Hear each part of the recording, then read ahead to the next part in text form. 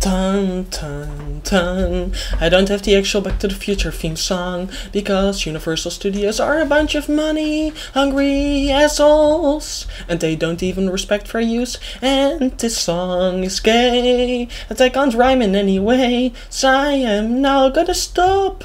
Oh yay!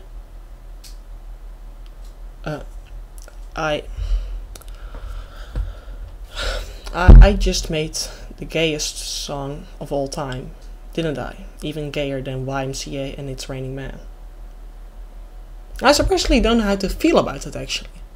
I mean, at least I broke a record.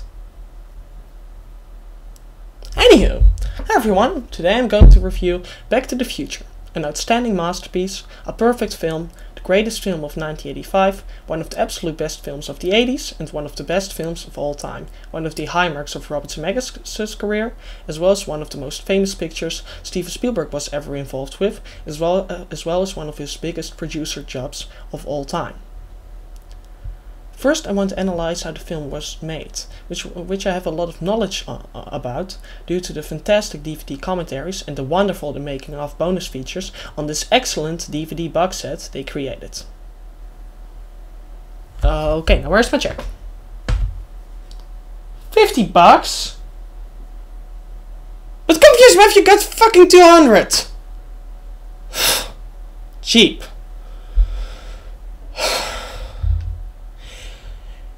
Anywho, the film was written, story written and screenwritten by Robert Zemeckis and Bob Gale. Robert Zemeckis was a full co-writer, both co-story writer and co-screenwriter, and Bob Gale was full co-writer, both full co-story writer and co-screenwriter. So both had an equal share in the script, both writing half of the story and half of the screenplay. And Robert Zemeckis is a fantastic writer and a fantastic filmmaker who had worked on many great films before and who has worked on many great films in general also after this, because he had co-written and directed I Wanna Hold Your Hand, co-story written and co-screenwritten 1941, he had co-written and directed Used Cars, he directed Romancing the Stone, he directed Who Framed Roger Rabbit, he co-story wrote and directed the first sequel. The sequel, Back to the Future Part 2. He co-story wrote and directed the second sequel, the prequel, Back to the Future Part 3. He directed Death Becomes Her, and he directed Forrest Gump. And he also worked on great but flawed films, like he co-produced and directed Castaway, co-produced and directed What Lies Beneath, co-screenwrote and co-produced and directed The Polar Express, and co-produced and directed Beowulf. And he also co-executive produced Monster House as well. Although he has also worked on a few terrible films, but those were few and far between, because he did co-produce and direct Contact, and he screenwrote, co-produced and directed 2009's A Christmas Carol adaptation. Yeah. And he was gaining more and more experience at the time, constantly refining his skills and constantly maturing as a filmmaker, working on more and more films. And Bob Gale is a great writer as well, who had worked on many great films, because as I mentioned, you had the films I Wanna Hold Your Hand 1941 and Used Cars, and he co-wrote and co-produced I Wanna Hold Your Hand, he co-story wrote and co-screenwrote 1941, and he co-wrote and co-produced Used Cars. And so he had also worked with Robert Zemeckis many times before, and so he had two great writers, including one genius, who had often worked together before and who were a perfect team, because they even worked in the same room. They both came up with ideas and then discussed these, and they gave honest criticisms to each other, which they always listened to, and they always tried to improve them. They often came up with ideas, and then the other gave an honest criticism, and sometimes they both liked it, but if the other didn't like it, they were open to the criticisms, and they often tried to improve it. So they were always focusing on what could be improved and filtered their ideas, keeping in what worked and removing what didn't work. And so they always worked together on improving the ideas, so we had a true team. What is also wonderful is that they had a really strong inspiration for the film. They had an original plot in mind and many exciting and intense plot twists thought up, but they also had ideas for many deep themes and deep characters. And they followed through on all of these, and they merged them together. They knew how to organically work it out. And they had an inspiration for a real story and for real characters and themes, which they really knew how to work out. They didn't just want to pointlessly showcase special visual effects and actors, or make a bunch of money, or indulge in action and special visual effects. And what's also interesting is that they really worked it out, going through multiple drafts, constantly making the plot twists more subtle, creating more build-up and more resolution, developing characters more, and deepening the themes. What also added to this is that they did really a lot of research to make the film's universe and its settings and its characters authentic, making it truly fitting in the time period, making it a real period piece. They conceived the film right after the making of their third writing job and Robert Zemeckis' second director's feature, Used Cars. And they came up with it in 1980 and started writing on it in 1981, so they had a lot of years to work on it. And Bob Gale was the initial creator, coming up with the basic ideas, but Robert Zemeckis was almost immediately involved from the start, co-writing and even helping create the basic first draft story outline.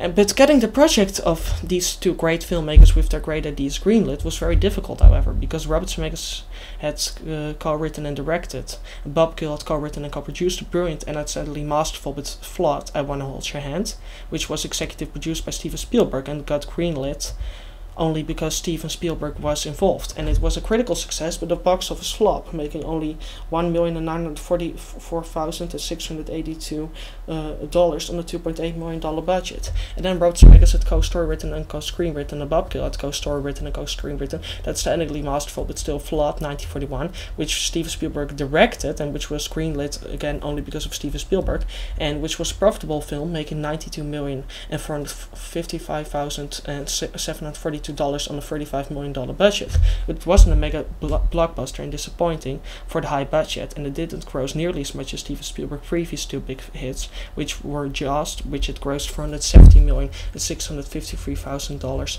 and Close Encounters of the Third Kind, which grossed $337,700,000. And so it seemed to only make profit because of the fact that Steven Spielberg directed it, because their own director's features didn't make any profit. Him being the executive producer wasn't enough. He needed to be director for him to be the primary sales point in order for the films to make profit. And then it didn't at all live up to Steven Spielberg being the director. So it seemed as though they only parasited on his success because they got the lowest amount of success a Steven Spielberg film could have at that point. And it all as well got also really negative reviews and negative audience reactions. And after that, Robert Zemeckis had co-written and directed, and Bob Gale co-written and produced the outstandingly masterful but still flawed Used Cars, which was again executive produced by Steven Spielberg, and again only greenlit because Steven Spielberg was involved.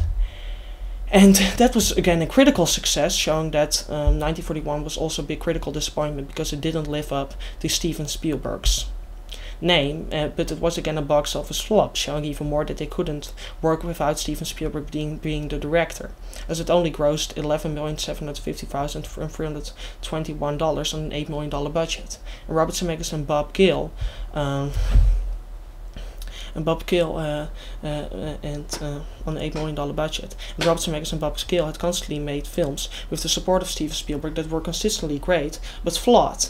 And yeah, they just weren't able to refine their filmmaking skills enough, and no one wanted to see them, and that they didn't make any money, so they became consistently more dependent on Steven Spielberg, and it became seen as though they only got work because they were pals with Steven Spielberg, and because of this they had a hard time finding work. And Back to the Future was on top of that a very risky script, being a teen comedy and being soft, but at the same time having a mother fall in love with her son, so it was a very multi-layered film without a clear audience, and therefore even more risky to make, and therefore very difficult to get greenlit, especially without any director's status.